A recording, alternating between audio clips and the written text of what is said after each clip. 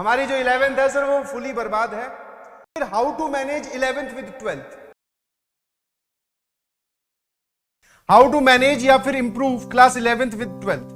12th आपकी चल रही है, but till then if you have some time to utilize it properly. तो बहुत सारे बच्चों का ये कांस्टेंट सवाल आ रहा था कि सर हम कैसे इसको मैनेज करें, आप एक बार थोड़ा बताइए प्लीज। तो स्टार्ट करने से पहले भैया ये ध्यान रखिएगा, this is the golden thing, समझ में आया? इस बात को कभी मत भूलना। 12th is our first priority till syllabus completion.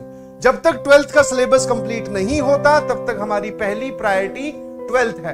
12th है मतलब कि जो आपको फिजिक्स, केमिस्ट्री, मैथ में पढ़ाया जा रहा है, बताया जा रहा है, क्या आप उसके अच्छे से नोट्स बना रहे हैं, क्या आप उसकी डीपीपी सॉल्व कर रहे हैं, क्या आप उसका मॉड्यूल सॉल्व कर रहे हैं। अगर ये तीनों कैटेगरी, तीनों सब्जेक्ट्स में आप टिक लगा दे रहे हो तब आपको आगे बढ़ना है। अगर आपका एक भी जगह टिक नहीं है कि सर लेक्चर तो देख लेता हूं, नोट्स बना लेता हूं, डीपीपी सॉल्व कर लेता हूं, बट मॉड्यूल तक नहीं पहुंचता हूं, तो रुक जाइए। कई लोग तो है वो लेक्चर देखने को ही सफिशिएंट मानते हैं कि बस लेक्चर देख लिया मतलब काम खत्म। नहीं जी, दिस इज इनसफिशिएंट, इससे काम नहीं चलेगा। आपको अपनी कलम घिसनी पड़ेगी, जितनी ज्यादा कलम घिसोगे उतनी ज्यादा आपकी रैंक का साइज कम होता जाएगा। कम कलम घिसोगे तो वो बढ़ता जाएगा। लाखों में भी रैंक आती है, ठीक है, हजारों में भी आती है, ट्रिपल डिजिट में भी आती है, सिंगल डिजिट में भी आती है, डबल डिजिट में भी आती है। तो भैया फर्स्ट प्रायोरिटी क्या है हमारी? Class 12th only. अब इसके बाद में दो वैरायटी बची। एक वो जो बोलेगी 11th फुल बर्बाद, हमें कुछ नहीं आता ना, हमने दो वैरायटी है इसमें भी कि सर हमने पिछले साल पढ़ा था कहीं से भी, यहां से अर्जुना से या कहीं और से, बट हमें कुछ नहीं आता, हमने पूरी मक्कारी की, हमने एकदम बोलते ना एकदम पेट भर के हमने मक्कारी की, हमें कुछ नहीं आता। या फिर जो लोग बोलेंगे सर हमने 11th में कभी कोचिंग की नहीं, तो 11th फुल बर्बाद। जबकि दूसरी कैटेगरी है वो ये बोलेंगे सर हमने 11th पढ़ी है, हमने अपना हार्डवर्क वहां दिया था, हमें सिर्फ कुछ चीजें रिवाइज करने की जरूरत है।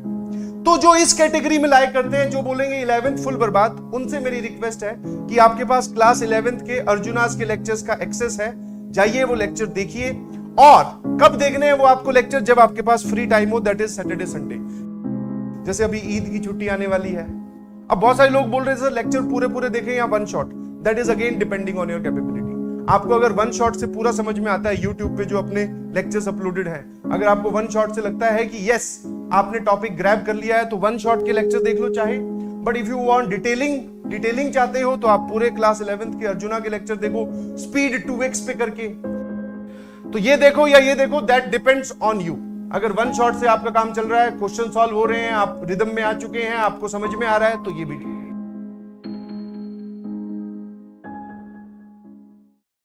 ठीक है। अब आता हूं दूसरी वैरायटी पे, जो इस वैरायटी की है, जो सर हमें सिर्फ और सिर्फ रिवाइज करना है। समझ में आया? हमें सिर्फ और सिर्फ रिवाइज करना है। हमारी चीजें थोड़ी थोड़ी धुंधली हुई है, ऐसा नहीं है कि हमें वो पढ़ी नहीं है। तो कुछ नहीं, अलमीरा से कॉपी निकालो 11th वाली, धूल झड़काओ और पढ़ना स्टार्ट कर दो। गो थ्रू नोट्स, यहां पे मैंने लिखा है लेक्चर, यहां लिखा है नोट्स। रिवाइज करो, फॉर्मूले रिवाइज करो, कॉन्सेप्ट देखो, और फिर DPP plus exercise 1 of module आप ये सॉल्व करनी स्टार्ट करो। This is the complete game plan for how to manage 11th with 12th। Point number 1 that is this.